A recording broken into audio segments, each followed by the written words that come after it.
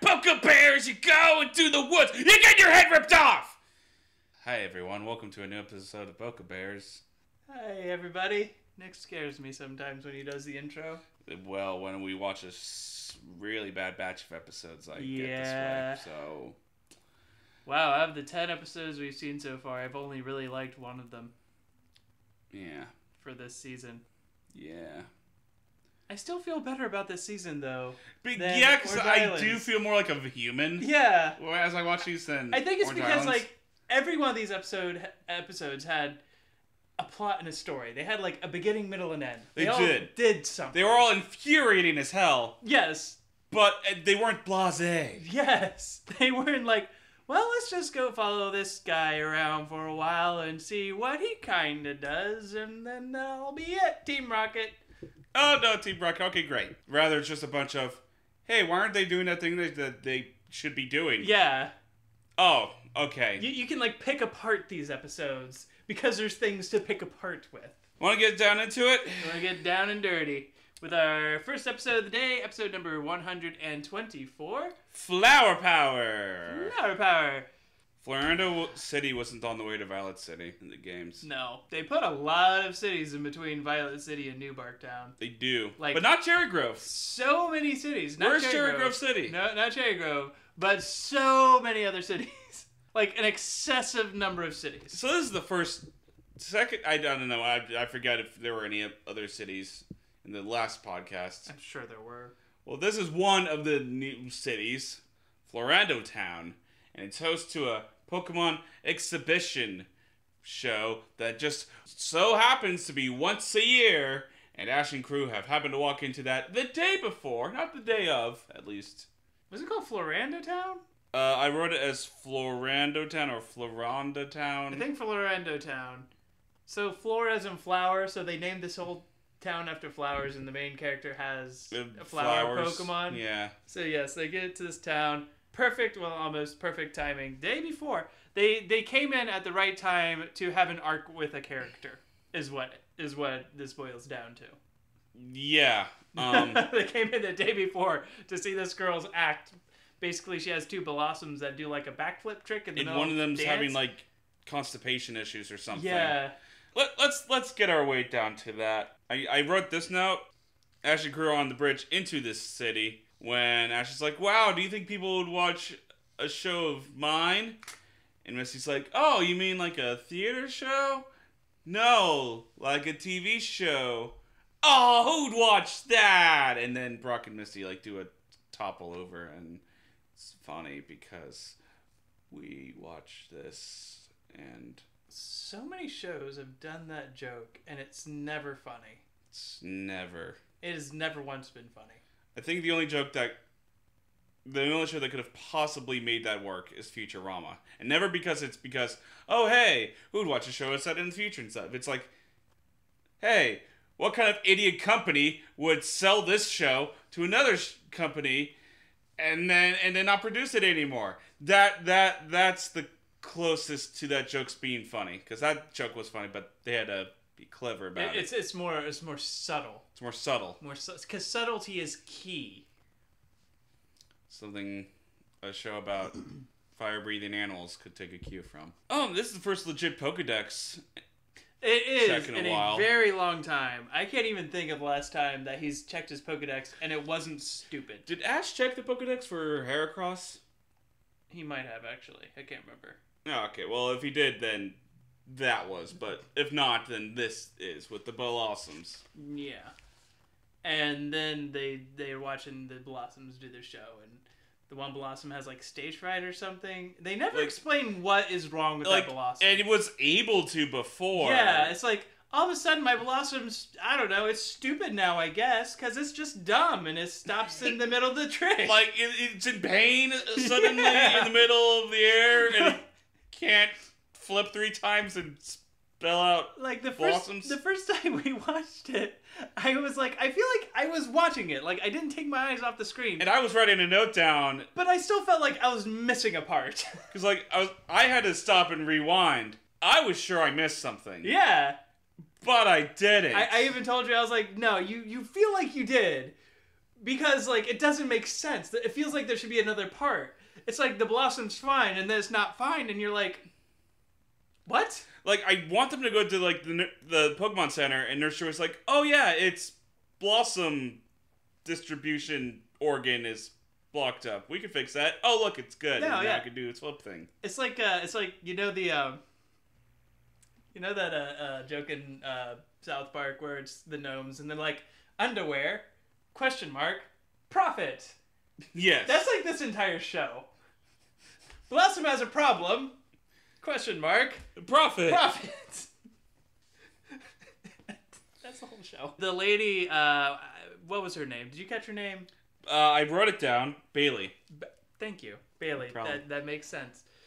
So Bailey takes God Ash and damn Crew it. out to dinner, or out to lunch, I guess. And she's like, thank you so much for saving my Blossom. The Blossom fell into Ash's arms. All he did was be a not dick and drop it. Can you imagine that conversation? Yes. Like, someone catches the Blossom, and then they just drop it, and it's like, Yeah. why'd you do that? I don't Caught know. it.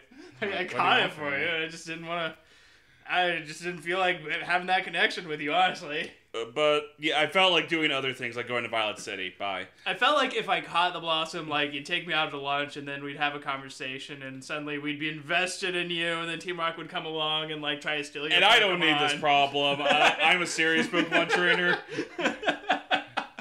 See, that's the Gary arc. That's the Gary story arc through all of his episodes. Dude, there needs to be, like, a Gary spinoff. I would watch that.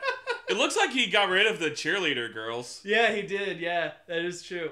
Well, maybe they decided either that joke wasn't very funny or it was very sexist. Or just Gary's like just didn't maturing make any as a sense. Pokemon trainer. Or maybe that, yeah. I want to see that arc. Like, he has one girl who travels with him at the end, Mm-hmm. and Gary's like, yo, you can do something else. It's okay. And she's like, but Gary, I care for you. I'm like, I care for you too, and that's why we should do our own things. And she's like, okay. And she's on the Dallas Cheerleaders or something. I don't know. I said goddammit earlier because I just realized Bailey as in Barnum Bailey. Oh, fuck you, Nick. Yeah. Fuck you. Yeah. Fuck you. Yeah. Why'd you have to tell me that? Because Why? Is it... Why?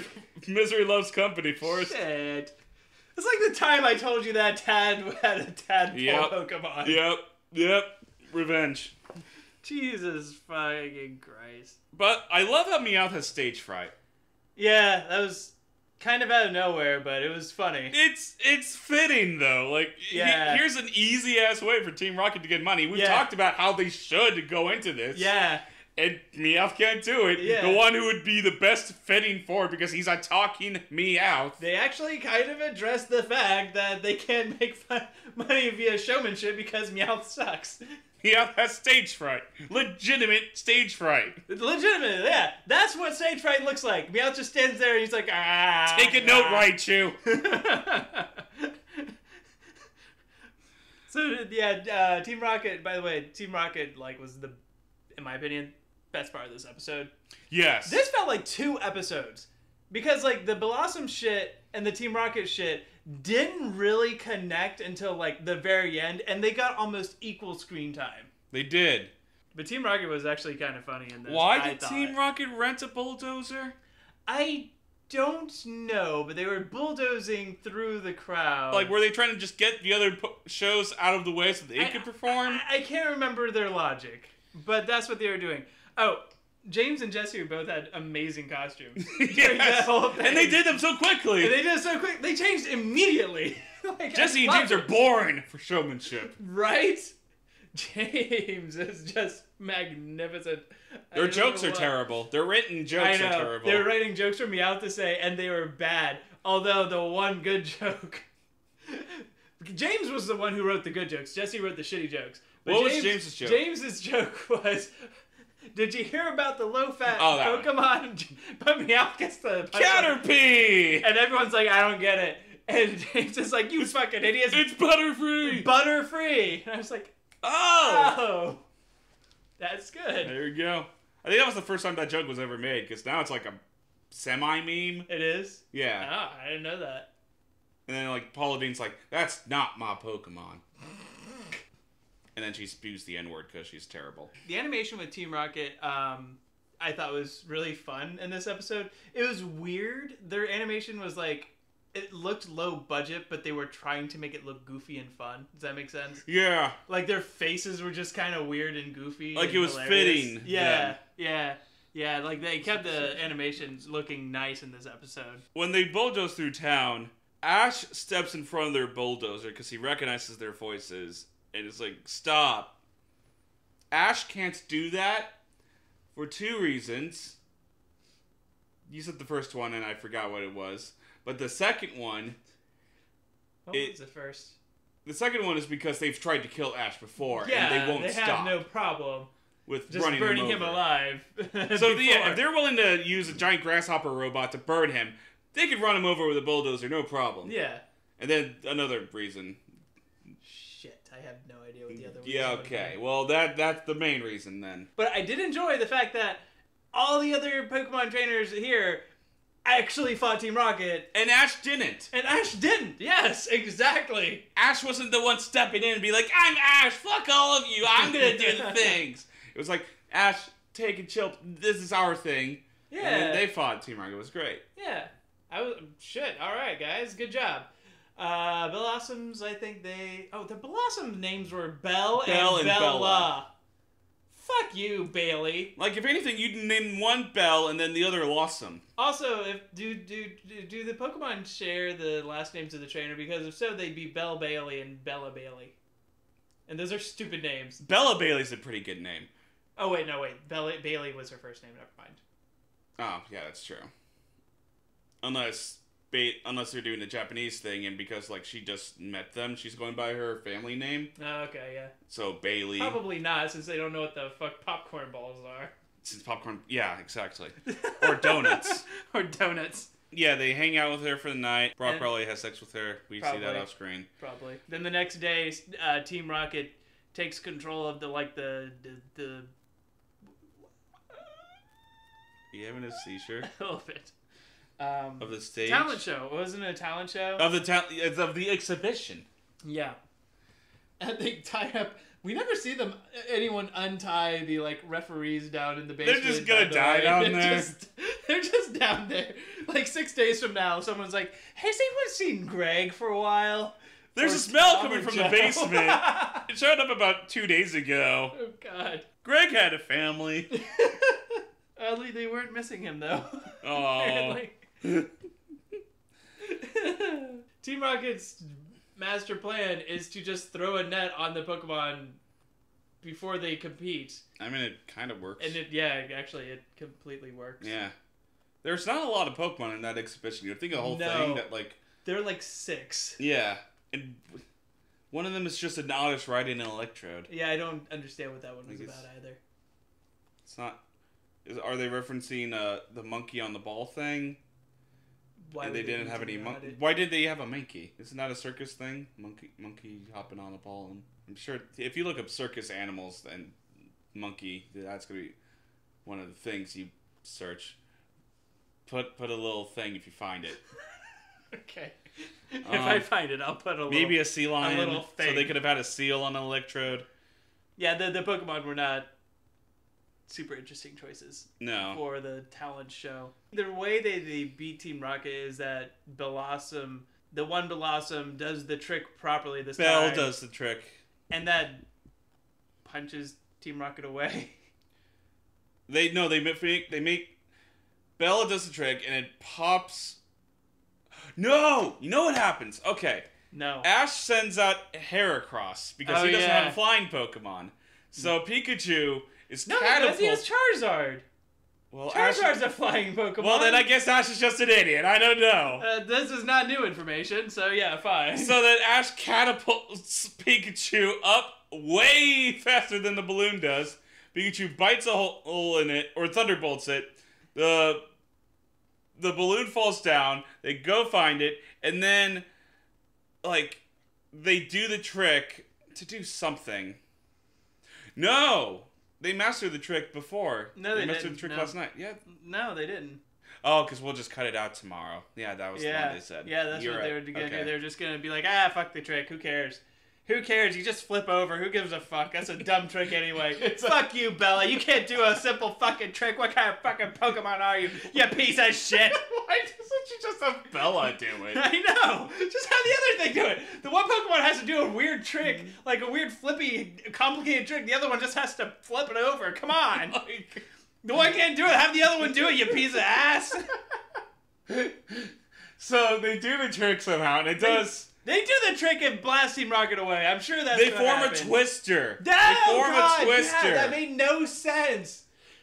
Bella and Bella can use Twister together? What the hell? I mean, I'm willing to give it the fact that it's second generation, and the teams were shitty enough anyway. You might as well have just taught Bella some Twister.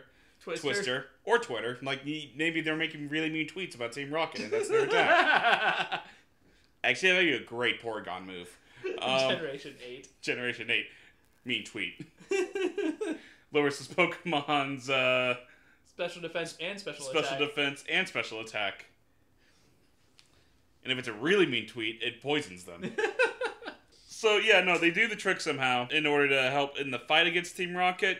And then they do the bullshit Twister thing. And that sends Team Rocket away. Yeah. Oh, I forgot to mention this. I liked how when they caught the Pokemon, Team Rocket, they had a rope that Meowth grabbed onto, and that Jesse and James walked right up in front of it, just kind of grabbed it, and we're like... And they slowly went up. And everyone was watching them. Yeah, everyone's just watching them. I'm like, stop them!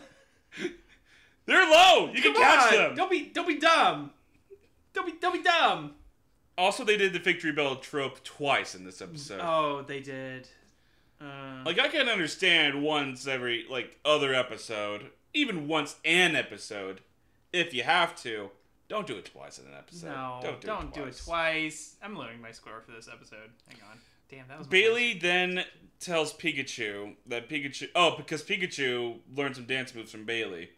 And so when Pikachu was fighting Arbok, it was doing some little dancing moves around Arbok. Gotta tie that in somehow. So Bailey then says to Ash, once the Team Rocket situation's dealt with, "Hey Ash, you could be a good dance teacher." Except he couldn't, because he didn't teach Pikachu any of those dancing moves. That was all Bailey. I don't know why she thinks Ash could do anything. So, of course, Blossoms do their trick properly at the final talent show. Everyone's super happy. They win, I'm sure. Was it even a contest? I think it was. Maybe it wasn't. Who gives a shit? I give this 1.5 Voltorbs. I gave it 2. Wow. I know. Because Team Rocket made me laugh during this episode quite a bit. That's true.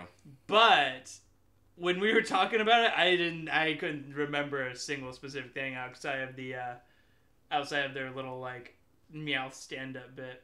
Which that part was good. Yeah, actually, that is compelling, but the rest of the episode was so bad. Yeah, the rest of the episode was just awful. There was no substance to this episode at all. There's plot? Yeah. But it's a really bad one. It's a really stupid plot. It's the Raichu stage fright acting all over again. Exactly. And the Blossoms, they don't even really learn anything to... It's just able to do it again. It's just able to do it again. Okay. Don't know what happened before. Yeah, I guess before it was just kind of stupid. Now it's fine. I guess it was constipated. It pooped a bit, and now it's fine. Yeah, they didn't give enough screen time to the Blossoms at all for us to feel any kind of connection with them. So it's meaningless. I want to address how so far we've seen Blossoms 2 or 3 times in the anime overall, including the movies. We only see them in pairs or more. We never see a single individual Blossom. It's weird. That's all I have to say about that. Okay, next episode. Yeah. Episode number 125, Nick. Spinarak Attack! I love Spinarak. Spinarak is a cute Pokemon. It really is. I love Spinarak. I hate Ariados. Why? Just don't like it. Is it I tried to use its design is meh, but I tried using it in game once in Generation 2, and it's terrible. I did the same with Ladybug. It's so bad. Or Lydian. Ledian is at least like you can make it like a little bulky little bastard.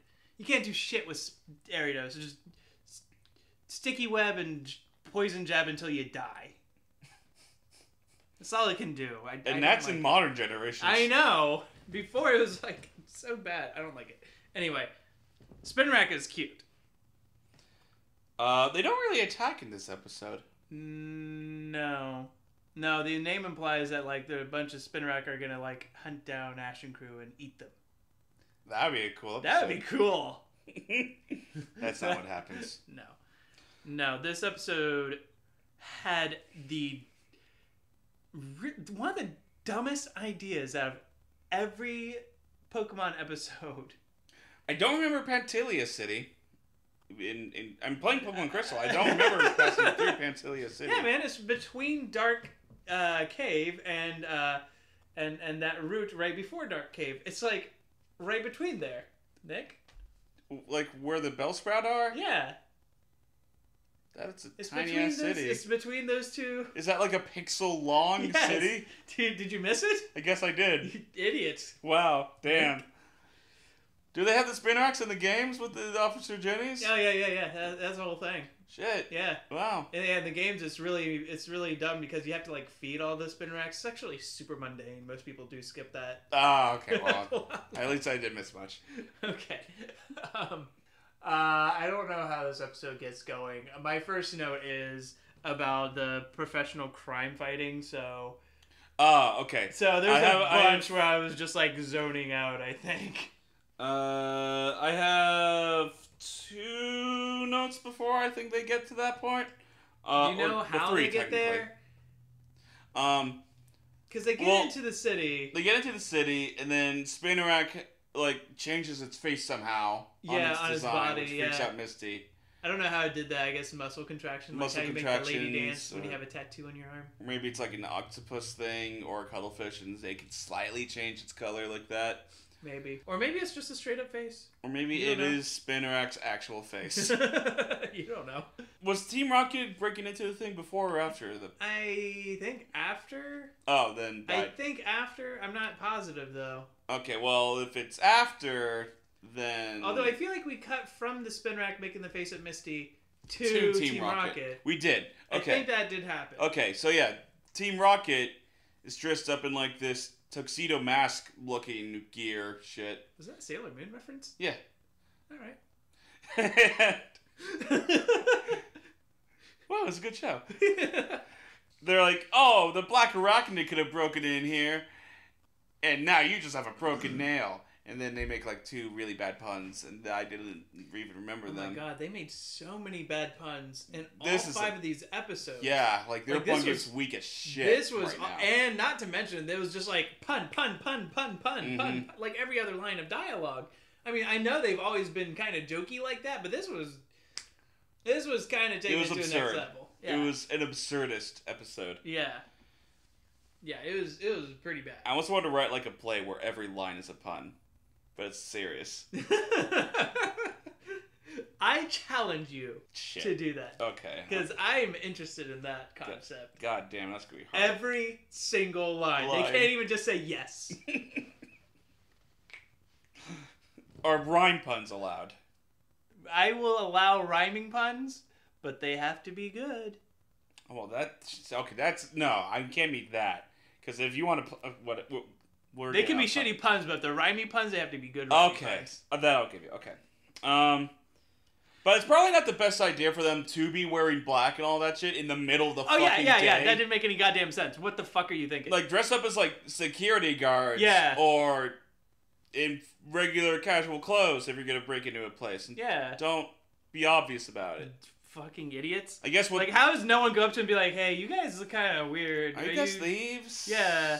You know thieves don't do this during the day, right? I guess that is part of the charm of Team Rocket, though, in this episode. Like, they think themselves, oh, we're the Black Arachnid 2. We're going to be just as good as he was. But they have no fucking idea what they're doing. God, they're so awful. It's kind of hilarious how bad they are. They are. It is almost funny how bad they are. So they, every time someone comes in to try to stop them, they're like, payday, and they throw James's bottle caps. Because that's what the original Black Arachnid did. Every time the police were about to catch him, he'd make his Meowth use Payday on them, which is dumb. Yeah, like Payday's a base 40 move. Even like, I would give you maybe the first time you ever did it. It'd be hey, what the fuck? What the hell? In my eye. Yeah, what are you doing? And then like, oh shit, he's getting away more. But every time, you'd think after a while I'd be like, wear goggles if it hurts that much. Come on. Maybe all the cops were just like really greedy, dirty cops, and they would just be like, "Oh, hey, thanks, Payday." Oh, all right, cool, yeah. Yeah, and then they would let him go and be like, "Okay, bye." So Officer Jenny, the first Officer Jenny clone ever made, probably. No, not probably. There's probably like an ancient Officer Jenny, but one of the first Nurse Jennies was like the first non-corrupt Officer Jenny. They're all clones. It doesn't matter. I'm sure there's an Officer Joy and a Nurse Jenny somewhere in the world. So yeah, the Officer Jenny, the 1920s one. Yeah, captures. No, I think they said it was like 200 years ago or something. Like 100 years ago. 100 years ago. So 19 captures the original Black Arachnid, and because of that, they have a tradition of using Spinarak as their Pokemon because she uses Spinarak. Right. He got the nickname Cat Burglar because he used to Meowth. Why wasn't he called dumb. the Black Persian or the Black Panther? The Black Persian, that'd be a cool name. Yeah. That's better than the Black Arachnid, especially since you're in a Pokemon show. He had nothing to do with Arachnids. He didn't have a Spinarak. He didn't have an Ariados. Not even a Gavantula. What the shit, man? Okay, so Ash and Misty and Brock and Pikachu come across the. Oh, they were trapped by the Spinarak webs because they thought they were the criminals that at was first. it. Yeah. And you almost made me say Nurse Jenny. Officer Jenny is like releases them. Yeah, she releases them. She's like, you guys are clearly not the. You don't look like criminals. Which I guess that's all you need to have in order to go free. Well, that's good. Which makes Team Rocket's decision to dress up like criminals even dumber. I mean, they're gonna write a letter to the person they're gonna steal from. I know. So Officer Jenny, and this drives me bonkers. She's like, "Oh, hey guys, I heard that from my other Officer Jenny in this other town, wherever the fuck, Newpark Town, that you guys are professional crime fighters. So help us out." And I was like, "What?" Ash should have been. What? Ash should have said, I mean, we helped out with catching the Totodile back, but we're not professionals. We're not professionals, and also, like... I don't know why that Officer Jenny said what she said. Why do we keep saying Nurse Jenny? I don't know, because Nurse Jenny flows well. It does. I don't know why that Officer Jenny said that about us. And also, like, I really don't want to go around looking for criminals because they could shoot me. I'm like 11, dude. Like, don't make me do this. I'm not one of the Hardy Boys. The Hardly Boys! I need to watch that South Park episode again. That's a great episode. My dad was mad at that episode because... I'm getting a clue. I'm getting a raging clue. Oh, my clue's pointing this way. Oh, my clue's pointing this way. Oh, let's follow that clue. My family used to make me read the Hardy Boys, and that episode makes me so happy because I hated the Hardy Boys. My dad loved the Hardy Boys, and he was like, "Oh, this episode's terrible. God damn it!" I hated the Hardy Boys with such a fiery passion. I could never even tell them apart, and I was just reading the book. Like, I couldn't tell them apart. They had no personality. Fuck you. I'm sorry if you actually, like, you're a big fan of the Hardy Boys and everything. Like, I'm sure they do have personality. You can tell me all about it, but... I'm not sure how much of a Venn diagram we have between Hardy Boys and Pokemon. Like, if you're a fan of the Hardy Boys, are you also a fan of the Pokemon? I don't. That is a good point, actually. How many people are there? Because the Hardy Boys were popular, like, what? Like, really popular. Were they even popular, like, in the 80s? I don't think so. My father was born in 1956, and he read them. So I feel like they're, like, the 50s 50s, 60s. 50s, 60s. Like, the odds of you, like... Fuck it. Who cares? Moving on. Forced fun fact that, just for the shits and giggles. Okay. So of course, Ash and gang are like, yeah, sure, fuck it. We'll be crime fighters today. We are those professional crime fighters. We're Scooby-Doo and gang. I laughed at Meowth eating just noodles out of priceless piece of pottery. James during that whole fucking exchange was great. Yes, he was. He's really upset that they're episode. He's really upset that they're using his bottle cap collection, which they always use his bottle cap collection. How does he still have them? He was down to his last like 5 pieces. And like when he looks at them, he only has 8 in his hands. Yeah. But later he throws like at least 30. But he was great. His face was priceless. He's just frowning, like really upset. He's so grumpy. And he's like, Meow, stop eating out of that priceless piece of pottery. I used my bottle cap collection for that. Oh, God. You know, if their plan works, he can buy the collection. I know. I guess it loses... Like, they're doing something, like, genuinely villainous for a change. They kind of need to stay on this track. It would lose its sentimental value, because, like, imagine just having a team of Pokemon that are competitive. Like, you just get them. Yeah. Oh, yeah, that would kind of suck. Yeah. This is where Jesse decides, let's do what the original Black Arachna did and send a letter to the next person we're going to rob. Tell them exactly when we're going to rob them. And I was like, are you fucking with me right now? Jesse, you're not a professional. You are, but you're very, very bad at your job. Even if you were a professional, you could maybe get away with doing that once, but that's not like a calling card you should do.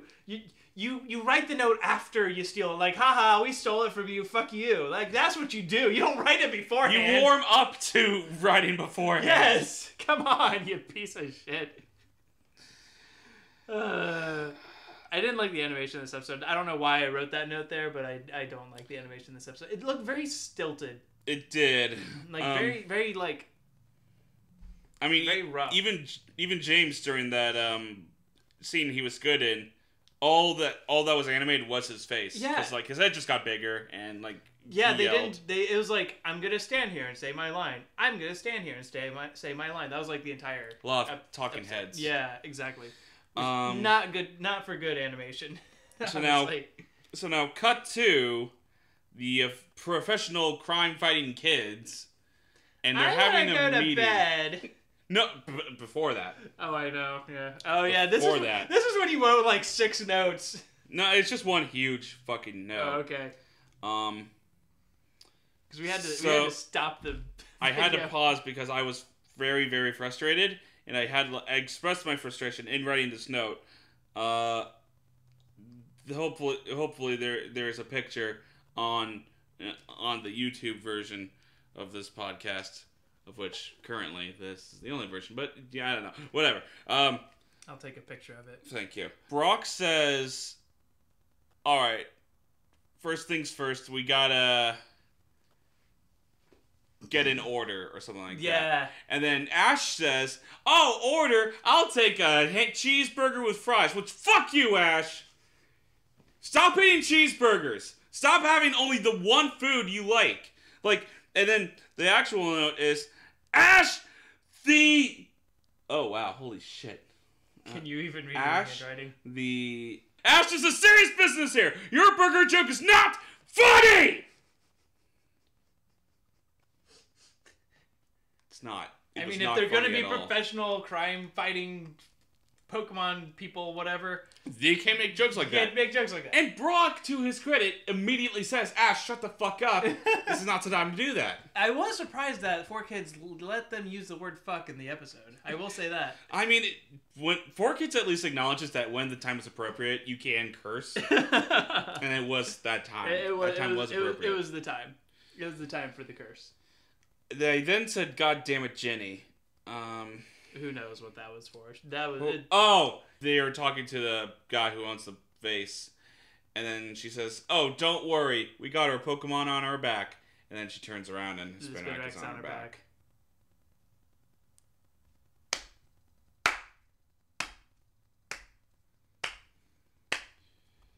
So this is when Ash wants to go to bed instead of stay up so late. Oh, God, it's 12. Holy Oh, shit. God. What are we going to do? It's so late. And then the rich guy's like, oh, it's past 12 now and everything's safe, so have some food. Then they have food. And then Team Rocket comes in. They were late because they overslept. They fell asleep. And then Team Rocket thought it was rude of them to not save any food for them.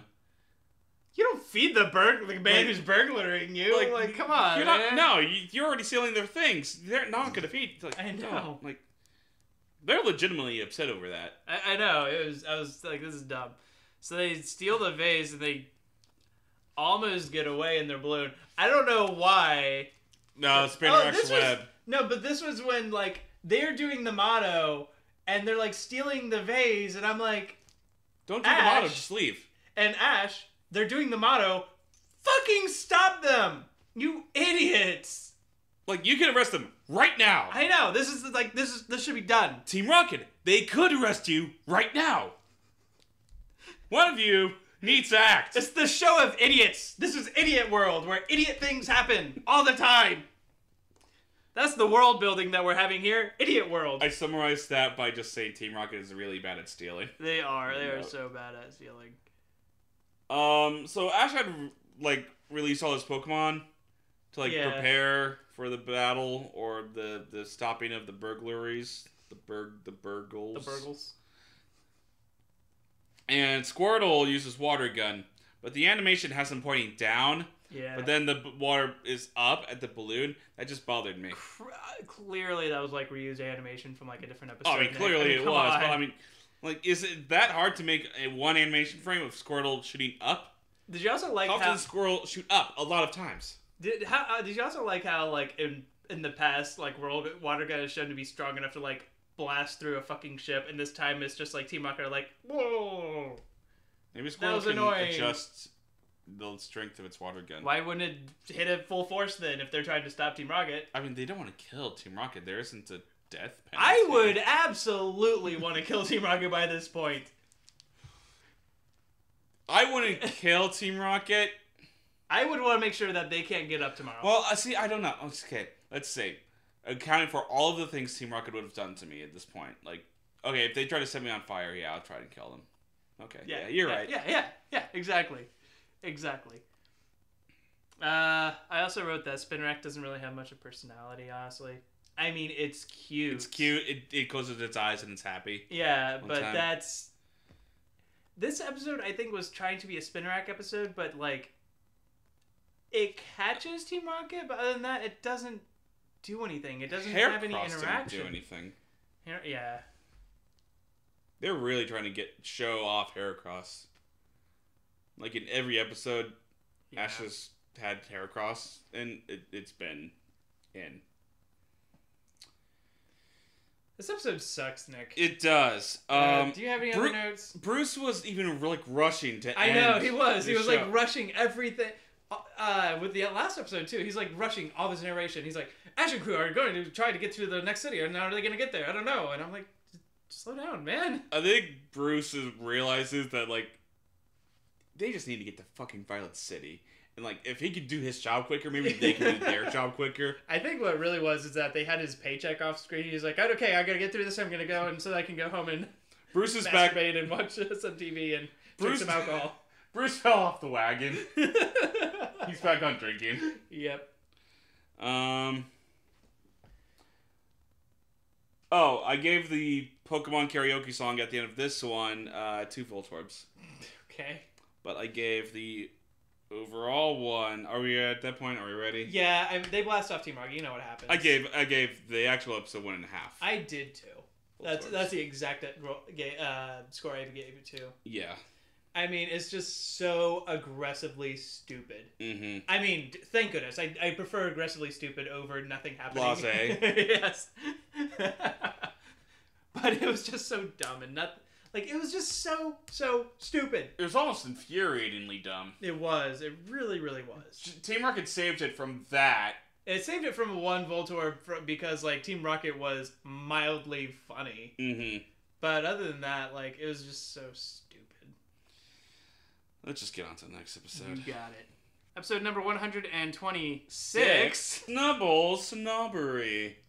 So this is an interesting episode because they actually meet some more talking Pokemon in this one. It's two Snubbles, except they're really high class because they've been using their ability to talk to become like actor Pokemon. But they've become a little snub about it. So Ash and Crow are like trying to give them a reality check and be like, "Yo, it's okay that you're successful in all this, but keep it down." And the Snubbles are like, "Oh, okay, we will." And that's the end of the episode. And it wasn't anything worse than that. I'm lying, it was. It's much worse than that. I wanted to see how far you're going to take that. You took an appropriate amount. Thank you. I fully expected in the first few minutes of this episode, because the big episode opens and there's butler. They're visiting like the rich people's houses, or looking at them, and the butlers are like, they're like, we can't find it anywhere, and Ash is like, what are they looking for? And I fully expected them to be like, here, let's go help them find it. But they didn't. I was so proud of them. I was like, this doesn't concern you at all. And then they just leave it alone. I'm like, great. Before we started watching this episode, I remembered what this was, and I had asked you to guess what this episode would be about. Yeah. You guessed it fucking spot on. I know. An old lady with a Snubbull. I was like, I can't... Because I said that, and I was like, that's too easy. Like, that can't be what it is. A rich old lady with a Snubbull. Like, that can't be what it is. That's exactly what it is. So, in town, Ash and crew have a Snubbull run into them. And Ash Pokedex it, and it's a fairy Pokemon. And then the butlers are like, oh, hey, you found it. And then they're like, yep. So here, take this back. We're going to leave you now. We're going to go to Violet City. We're going to go to Violet City because, we got stuff to do today. They don't even say the name of this fucking town. No, this is Palm Hills. Palm Hills? Which is a fucking combination of Beverly Hills and Palm Springs. And I hate it because it's fucking rich assholes. And God. Wow, you might have hated this episode more than me. I think I did. I mean, I thought this episode was really fucking dumb. Don't get me wrong. I did not like this episode. I did not like this. This episode was so... It's funny, though, because, like, I was complaining about stuff, and you're, like, defending it. Well, because you were complaining about one thing. Yeah, you were defending Brock. Yeah. I was defending Brock because I hated everything else. And I think you were letting everything else slide a bit more. I was. Well, because they get the Snubbull back to the old lady, and then the old lady's like, here, have a tour of my house. I don't give a shit, blah, blah, blah. I'm so rich.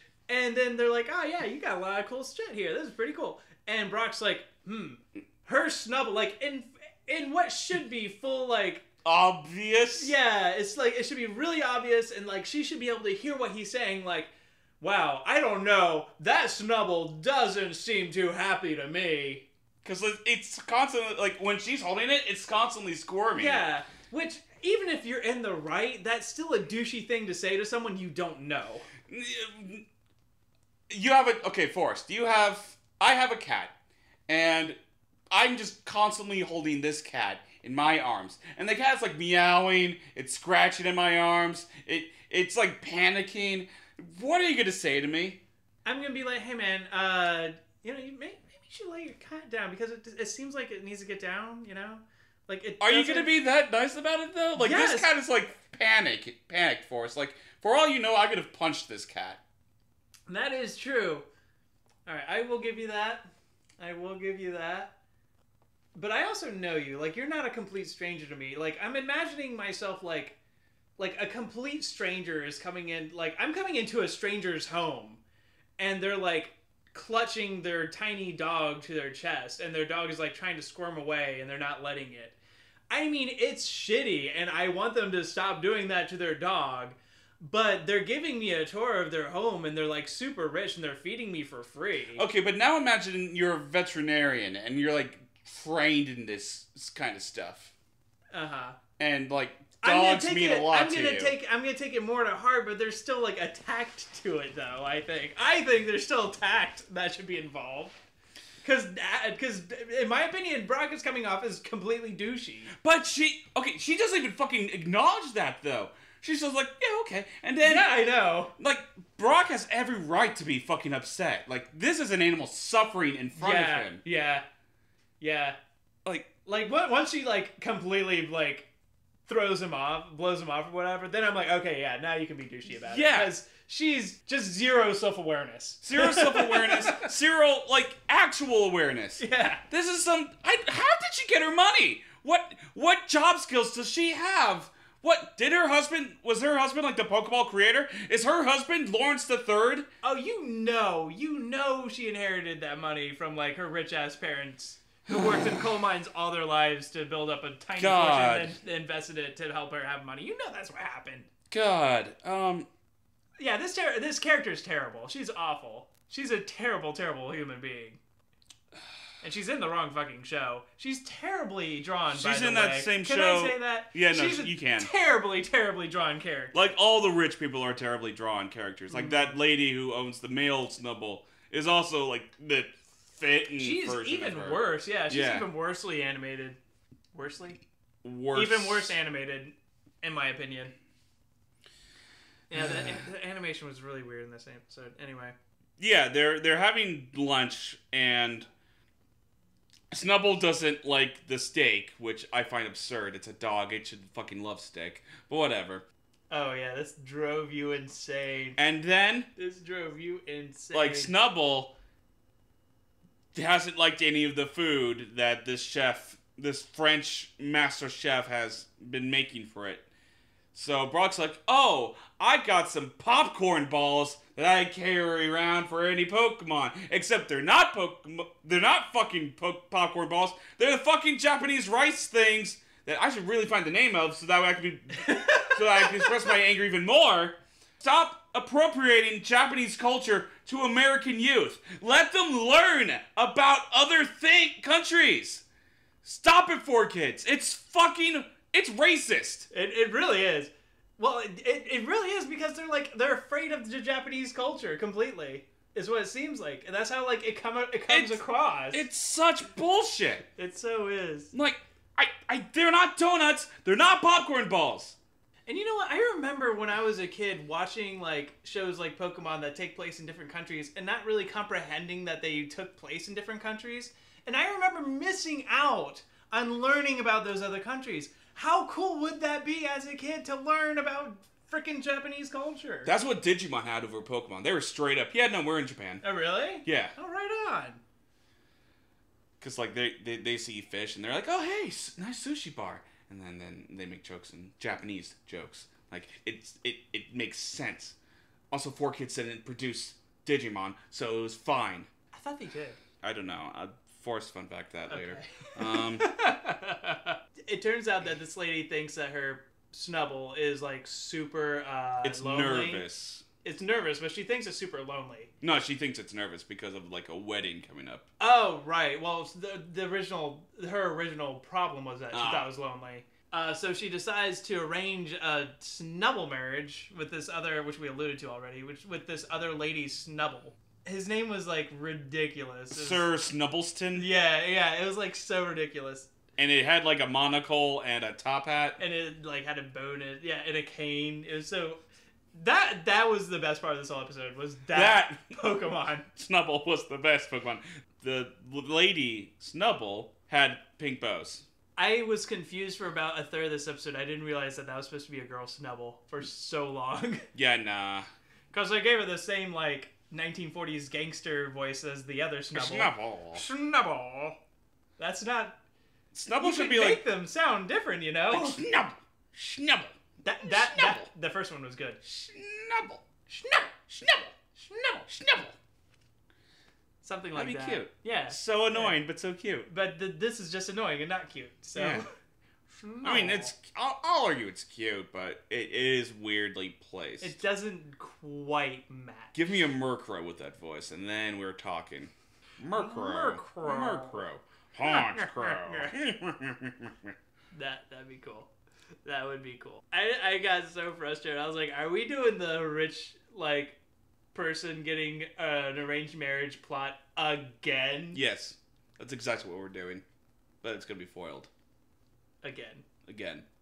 So yes. Damn it. Why is Brock the only one who's like noticing this? That also bothered me. Ash should. Ash a usually little has bit a of awareness. sensitivity. Yeah. Oh yeah. Like Yeah. Missy, I can completely understand, completely missing because she's like, oh my god, it's so pampered, it's great. She's also been lacking a lot in the personality department lately. It's because Brock came in and took some of her personality away again. Yeah, like her entire personality for the last few episodes has been, ha, snarky thing. Ha, Ash, you're stupid. That's been her entire personality. Yep. Also, fuck off, Brock, you can't get laid. I'm gonna drag you by the ear. Yeah, that was like, that's been entirely what her point has been in the show. Yeah, I don't know, I didn't understand why they were so clueless about this Snubbull being treated unfairly. So Brock lets them in, like, guys, come on, look at it. And then Ash is like, oh, I guess you're right. Yeah. So then they're hiding in the bushes. Yeah. By this meeting between the two rich, terrible ladies. And then Brock pops out of the bushes. That's the one thing that you were right about Brock being really weird. Like, don't come up to him. Just come up to him and be like, hey, man, look, can I really talk to you guys about this? Can like, you look at your Snubbles? Yeah, like, I mean... They're clearly not happy. You guys really need to rethink the way that you're treating your Pokemon. The fact that your Snubbull runs away from you every chance it can that should be a clue, man. Like, be nicer to it. Like, or not nicer in your sense of way. Nicer as in, pay attention to it. Yeah. Learn what it's trying to say. At the very end of this episode was so infuriating. So Team Rocket comes in. Because of course they do. Because it's a Pokemon episode. Jesse sends out Arbok and attacks the police. Yeah. Wait, why were there police there? Like, shit. Wait. We're missing something. Did they come in to steal Snubbull? They did. No, because they came in. And then Snubbull bit Meow's tail. So then she called the police. Called the police. They got there like immediately. They were hiding in the shed, and then they had Jesse's Arbok just attacks humans.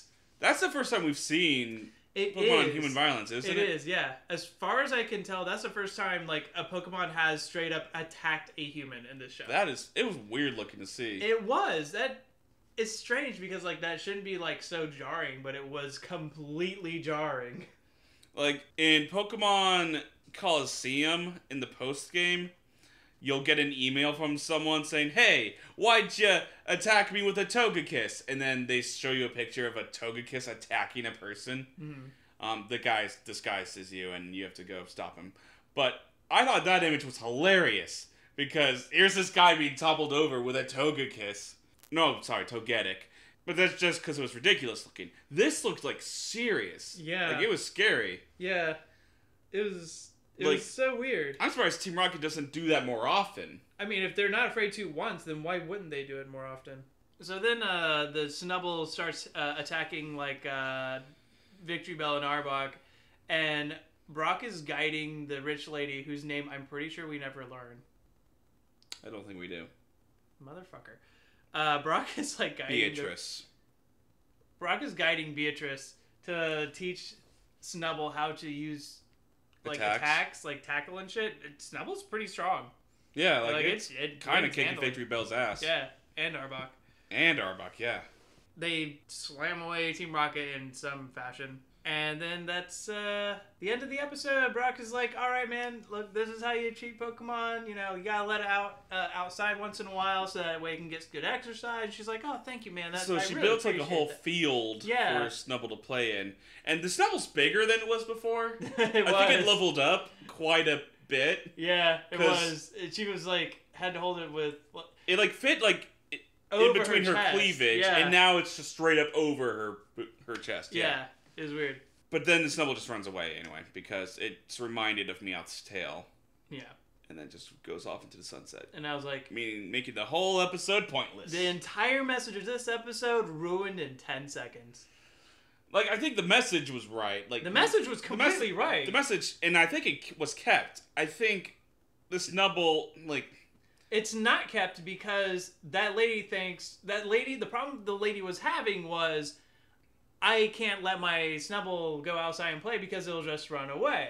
And then Brock was like, no, you need to treat it better, and that way it'll learn to love you, and you guys will love each other and have a mutual bond. And the Snubbull just runs away. And then the Snubbull just runs away. So her entire lesson that she learned is fucking moot.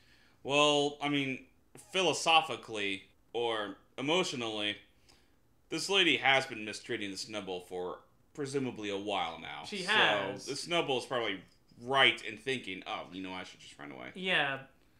But it does leave a bad taste in your mouth. It does, because from a storytelling perspective, it just shouldn't have. Yeah, it just completely goes against everything that the episode was trying to say. Mm-hmm. And it had like a halfway decent message, which is important for a Pokemon episode. I think the Snubbull does show up later. That doesn't make me feel better. Okay, yeah. A recurring, oh look, I'm on Meowth's tail. That's why it's in the intro. I also found this episode kind of annoying, honestly. Yeah, it showed off rich people being rich and like Brock being the only one who has any emotional value. Yeah, he was the only sane person there, really. I give this 1.5 again. I did too. I almost want to give it 1 now that we're really talking about it, but ones, I think. Well, it's because it had enough story and plot and message, all of which made sense and had an arc that I don't feel comfortable giving it a 1. And it didn't make me infuriated. I was just annoyed. And there is a difference. I'm almost considering giving it a straight up regular 1 and not an exploded Voltorb. But now I need to think about like what the difference is between a 1.5 and an exploded Voltorb is. Like, does this meet that criteria? I'm going to say no for now. No, I don't think so. Okay. It's stupid. But and then there's one more stage of stupid. Yeah. And then there's fucking awful. Yeah, because this wasn't like a scare in the air, which was pandering and awful and just had the trifecta of everything terrible in a Pokemon episode. Yeah. Like, this episode wasn't lazy, and it wasn't necessarily terribly paced. There wasn't Jigglypuff, and Togepi did not run away. Yeah. Okay. Yeah, like, it's just... It was just annoying, and then the message meant nothing. Okay, yeah, 1.5 stays. Yeah. Next episode. Yeah, next episode. Episode 127... Chikorita, the little bighorn. I said the Chikorita yeah. like 6 times. That's 128. I know. But no, let's talk about the fuck. No, I'm sorry. One's not the fuck. No, you're right. Actually, let's talk about the little book. These last 2 episodes are not the fuck, but they're both... Well, let's talk about a little bighorn. Yeah. Let's talk about it. So what city are they in? They don't even fucking say this one. It's just a city. It's just city. Look at that. They were in a city. Isn't it great that we're in a city? No, Nick, you don't understand. It's called a city. Like, capital U-H, and then city. You didn't have to throw your notebook at me. Yes, I did. You won't learn. I will not. I refuse. So they're walking along, the bushes are rustful, and out comes a little baby Stantler, and Brock is like, acting like a cat at it? Like I think he's just trying to encompass a regular animal. I know, but he was... But deers don't lick themselves like that. Or if they do, then I've never seen deer do that ever. Yeah, he was like clearly being like a cat to it, and I was like, what are you doing? He's trying to like make it feel secure and comfortable. But, and like, this is what Brock can do. This is what Brock can do. I love Brock. Because he brings really... Even if he's not hilarious, he's at least funny. He's at least entertaining. He's got charisma. He's got charisma. He's got charisma. Imagine Tracy doing this shit. You would just be mad. I would so be... I'd be like, Tracy, stop. Like, with Brock, stop. The worst you're going to feel is weirded out. Yes. With Tracy, you're going to be mad. Yes, exactly. Because Brock has charisma, man. He's got his charisma stats maxed out. Oh, yeah. Or at least it's 18 out of 20. So they check out the Pokedex of the Stantler, and this is important. This Pokedex says they exude a sweet-smelling aroma and can project illusions out of their horns, to paraphrase. But the Pokedex says they can project illusions out of their horns. One more time. They can project illusions out of their horns. Illusions out of horns. Just want to make that clear. We're clear? Good. I'm clear. Okay, good. I'm clear. No one else is. It takes everyone on so long to figure that out. Like, a half the episode is spent with them not understanding that when there's stampeding, like a stampeding herd of Stantler... Let's talk about the episode from their perspective now. So, after Brock, like, tries and calm the Stantler down, a whole bunch of Stantlers show up out of nowhere. The Stantler then proceed to run at them, they run away, and then all of a sudden the Stantler are missing. No idea where they went to. That is so weird that I didn't know Stantler could learn teleport. Yeah, apparently they have some psychic moves. I guess that's one of them. That must be one of them. Oh, man. Well, it's a good thing that Stantler baby found its family, so I guess we could just move on with our lives. Yeah, probably. Great. So then they go to the Pokemon Center? Officer Jenny for some reason. Will they run into her somehow? Yeah, Officer Jenny comes out of the woods. Out of the bushes. Oh, yeah, she does. I was like, what were you doing there? And my theory is that Officer Jenny was just born because that's how the cloning process works for them. Born out of bushes? They're plants. And they just sprout out. Oh, what's happening? So then Officer Jenny because Officer Jenny, like, wants to question them about, like, I didn't something. Understand that, yeah. Like, and Brock says, okay, sure. So then Brock tells them about Stantler, and Officer Jenny's like, oh, that's where they usually grow up in the mountains. That one must have been lost or something. I don't think that was quite her delivery. Oh, that's how they grow up in the mountains. That was exactly how it went. I don't know what you were talking about. So then, I think they hear Team Rocket again running away from something, and this is one of Team Rocket's best themes ever, like the way they've done it. Oh, when they're running... When they're doing the Team Rocket anthem, and they're running in place constantly. Yeah. I don't know. I didn't actually really care for that. I thought it was great, because, like, they even changed the words to be like, we're running away from Stantler, and Meowth, like, at the end says, that's... bolts across the screen. Right! Bolts across the other way. I was just kind of rolling my eyes. I was like, oh, okay, fine.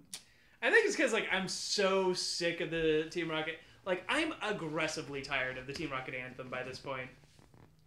Forrest, I hate to tell you this, but there's, like, at least 18 more years of Team Rocket. I know. Like, if you're at this stage and tired of them, then it's going to be a long, dark road for you. Evidently. Yeah. It has been for a while, honestly. Well, then I'm sorry. The only thing that gives me hope is when they're at their best.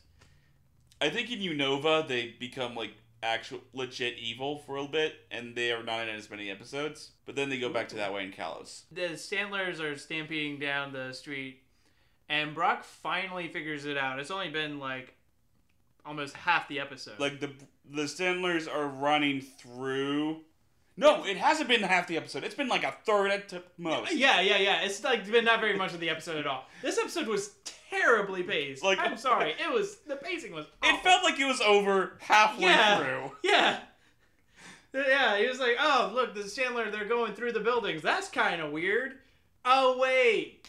Duh. They were illusions. They're illusions. Remember, Dexter? The illusions, I remember now. Now, how the fuck he got hit in the chest with a fucking illusion is beyond me. That was Zen Headbutt. Brock finds out that the whole thing's an illusion.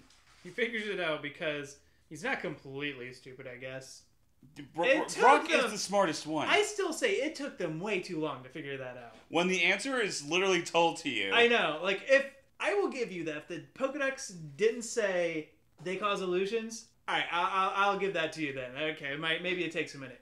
But when the Pokedex literally says, this Pokemon causes illusions, this shouldn't be like a 15-minute, however many minutes, so mystery. Maybe the gas that it expels, like, weakens your mind a little bit. It makes you stupid.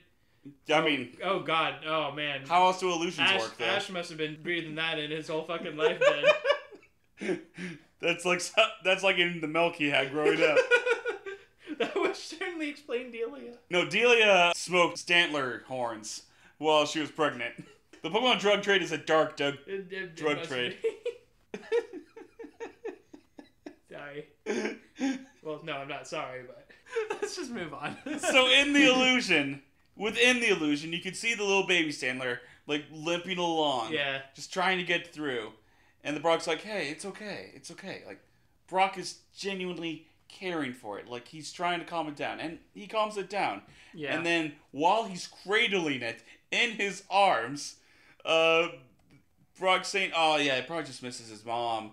And, like, it was an illusion the whole time. And, like, they might as well have been playing the end of a show music. Yeah, That's it what felt like. It felt so much like the ending. Ash- And then there were still like 12 minutes left of the episode. Ash even asks Brock, hey, why don't you catch it?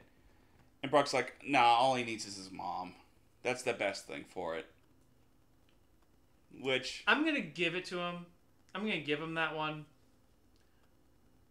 But it would have felt so much more satisfying if he had caught it. Yeah. It would have been. Especially if this was the end of the episode. Stantler does give off Brock vibes. It does. It would have fit him. Especially since this was a Pokemon that he cared for. But I guess, like... I guess it happens in real life. You take care of an animal, it gets and then you better, let it go. and then you let it go. Like they that, white fang it. they did. They did so white. Get out of here, Stantler. I don't want you. I think that's why it bothered me, because, like, clearly that Stantler wanted to be with him. I understand that it should have its family, but Ash caught the Lapras in the last season. But, okay, so here's the difference. That Lapras got lost in a fucking ocean from a storm. Yeah. Like, and Ash needed a water transport. So best thing Ash can do is catch it and then look for its family in the fucking ocean and then release it once it finds its family. Hey man, they could have ridden on that Stantler.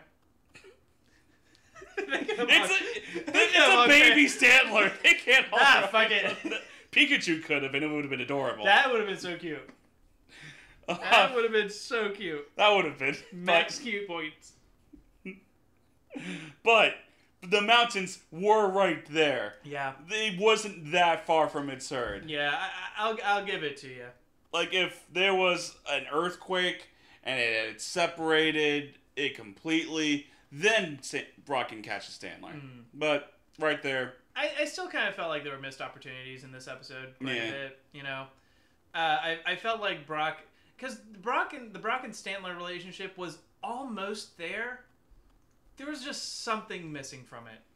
And I think it's because Stantler's personality wasn't quite fleshed out enough. It played more baby victim than anything else. Yeah. Yeah, and I think that's what was missing completely from this episode. But I think if it... To be fair, though, to argue, if that Stantler was anything more than baby victim, helpless thing, Stantler, or Brock should have straight up caught that Stantler. Yeah. Because then it would have been like, oh, it doesn't need its mom. It's fine. It grew up. Yeah. And then Brock would have had a Stantler. Yeah, but like I said, it needed an extra element to give the bond a little bit more meat, so that when he does let it go, mid-episode, by the way, when he does let it go, it means a little bit more, and it doesn't feel quite as forced. Because it was really sudden. It came out of almost nowhere. But hey, if that hadn't happened, then we wouldn't have seen James' old anti-Stantler technique, Mark 7, with the giant mecha deer. A straight-up deer, by the way, not a Pokemon deer. A deer. A deer. Like a deer lean, if anything. Yes. Like, and then then a straight-up deer. My first thought was, oh, maybe this wouldn't have happened if Brock just caught the Stantler. Right? Brock immediately goes off to chase and go rescue Stantler. Yeah. I think the Stantler's like trying to dodge the attacks from the giant mecha deer.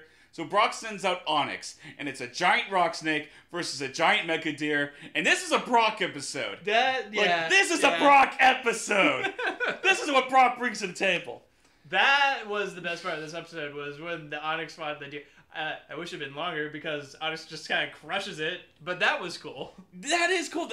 That's cool, though. Like, Onyx kind of effortlessly crushes it. It does. Like, Onyx is either on fucking point or weak as shit. There's no in between, and that's kind of the charm of it. Really. I wrote down, like, if Team Rocket would just invest in some goddamn Pokeballs, like, that would solve their money issue. Because this was one of my notes. Imagine James catching that Stantler. Yes. And then the next time they fight, James sends out Stantler against and Brock. Brock is like so sad sad. He's like, it never found its mom. Oh, The only thing that could have been that sadder would be like, oh yeah, we found its mom, and then we killed it for food. We spent all our money on the giant mecha deer. And the one Pokeball we used to catch this. Holy crap, man.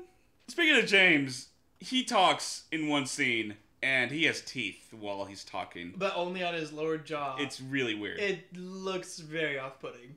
He needs to put those teeth goddamn away. Moving away from that, because that was like 5 minutes prior to where we are now. Yes. I have nightmares about those teeth. Sonic just crusted the deer, and Stantler is saved. Then there's another herd of Stantler. Oh, but surely this is another illusion, right? No. This is a straight-up herd of Stantler.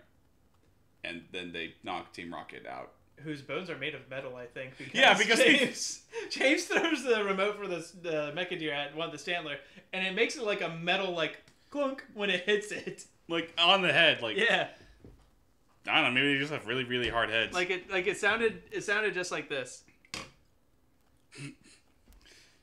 Good recreation. Thank you. Then they get stampeded, probably, and blasted away. Yeah, so the baby Stantler finds its family.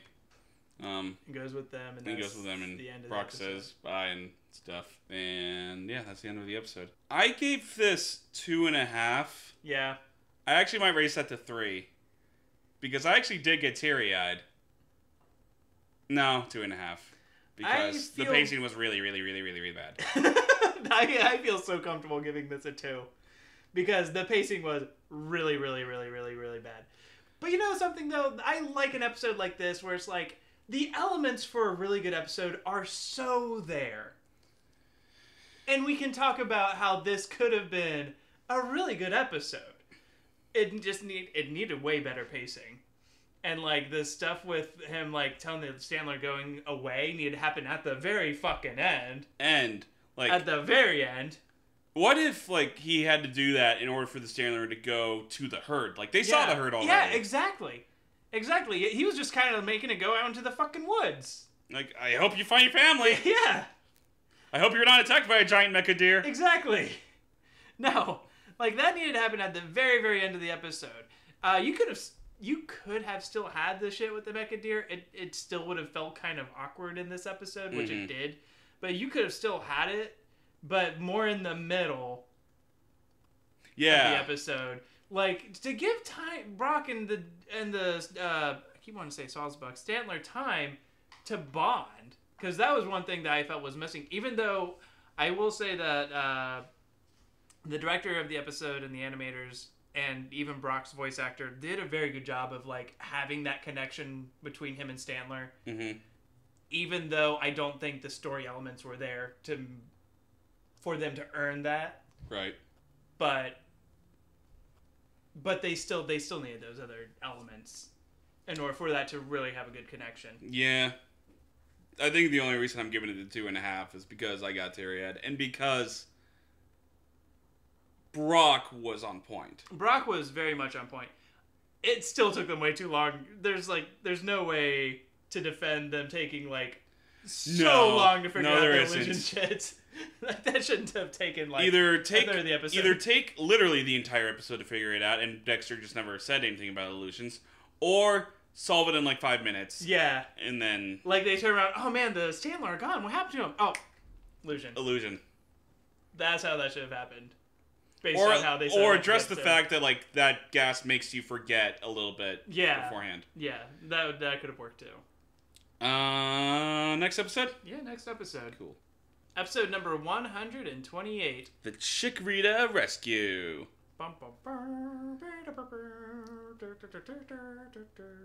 So tease the fact that Casey's not going to be in this episode, which made me so mad. I wanted that character back. I told Forrest that she was in it, and then he was very upset when she wasn't. I know. Well, the Chikorita, I was like, oh, there's only been one other Chikorita in the show so far, so clearly it must be, what's her name? No, it's a wild Chikorita. We do get flashbacks of her, though. I almost gave this 3 Voltors just because of the flashbacks. They're flashbacks, Forrest. Come on. I know. I was kidding. Oh. I was kidding. Oh. See, you talk about Casey so much, I thought, like, you legitimately did. No. Where the fuck are they? I don't That know. they can catch a Chikorita, that there are multiple Chikorita out in the wild there? Well, we don't know that there are multiple. They just said that. No, Joy later. says she's seen... Well, that's what I'm saying. Oh. They just say it. I thought she said around these mountains. For all we know, Joy just saw the same one like 6 times, and so she just assumes. I thought she said around these mountains. Oh, could be. I don't know. Okay. So you come across this little Chikorita, and it's just like taking a nap, right? Yeah, it's photosynthesizing. And then Ash is like, I'm gonna catch me this Chikorita. And I'm like, are you? Yes, please do Ash. That? Good. Why are one of your pupils way bigger than the other? Ash has problems. Ash almost doesn't catch an Pokemon in this episode. He almost doesn't. And I was so mad. I was so frustrated for most of this episode. Like, Ash, catch the fucking thing. Are you kidding me? So Ash has legit Pokemon battle against this Chikorita. The Chikorita kicks Bulbasaur's ass, which is a goddamn shame for Bulbasaur. I know. Bulbasaur is a good battler. Why is it Bulbasaur is a good battler. Sudden? It has the type advantage, and it has way more experience. Yeah. Presumably. I don't know. Maybe the Chikorita's on level, 60. That's the only thing that can make sense, because that's the only reason why Charizard would also have a hard time with the goddamn thing. Yeah, Jesus. Charizard gave a quad resistance to it. Yeah. There's no fucking reason for Charizard to even accidentally have a problem with this goddamn thing. It's a Chikorita. But that face, though, when Chikorita, has Charizard by the leg. Yeah, right? It is smirking the shit out of, it is so fucking oh yeah, shit, you're my bitch now. Chikorita was the best part of this episode. So, Charizard panics and flies into a mountain. And, it crashes both itself and Chikorita. Chikorita is heavily damaged. And instead of catching it like any normal person would do when a Pokemon is too weak to battle against you, Ash grabs it with his arms. Oh my god, oh no! Runs over to the Pokemon Center. We have to get to a Pokemon Center right away! Do you understand the point of Pokemon, Ash? Because I don't think you do. He almost all of the Pokemon he's caught so far in this region are him okay, bye, and then the Pokemon no, you idiot! Come on! Half of my notes about this episode are about him catching that Chikorita. Me too! And you know why it's annoying? At least in the Heracross episode, it wasn't his goal throughout the entire episode to catch the Heracross. Where that's the first thing he wants to do when he catches it. Exactly! By the way, why is this Chikorita, why is this Pokemon one of the few Pokemon that Ash is, inspired to catch? Ash sees wild Pokemon all the time, and he doesn't even mention catching them. I know! Ash is told, hey, if you want to be a Pokemon Master, you gotta catch all the Pokemon. Ash is fuck off! I'm gonna catch one Pokemon every 30 episodes, or more! They take it to Chikorita bites him on the way there. That never is mentioned after that. Nurse Jordan says, oh, you have a bite mark. And Ash is oh, it's fine. Yeah, it's never mentioned after that. So why... It bit him because just to show off how much of an idiot Ash is. He could have caught it, and then he would have had a bite mark. 3 of my notes are about him not catching Chikorita and why that makes no fucking sense. And then one of my notes is about Team Rocket not catching the Chikorita. I know! So... I was, on their side for a second because they came in... And they're we gotta take this Pokemon, it's really sick, bye. And Nurse Joy's, super, passive, but I don't know you. Can't come back, doesn't do anything. And then Ash and Crew are let's go get him. They're stealing the... Oh, wait, I never actually caught the thing. I guess, honestly, it's fair game. But then they don't catch it, so... Team Rocket is doing their theme, when instead, they should just be oh, hey, Pokeball, great. Yeah. Great, we caught Chikorita. Fuck you. It's going to be in battles now. Exactly. This is Stantler. James would definitely have Stantler. Would Jesse have Chikorita? I could see Jesse have Chikorita. Yeah. They would both do the hair flip thing. There you go, yep. That actually, you know what? Now that I think about it, that would be pretty cool. Mm-hmm. That'd be a pretty cool Jesse Pokemon. It would be. She'd be all And when it evolves into Bayleaf, it would be But then she wouldn't evolve into making it. Nah, because the antenna don't. It doesn't fit. They don't flow like that.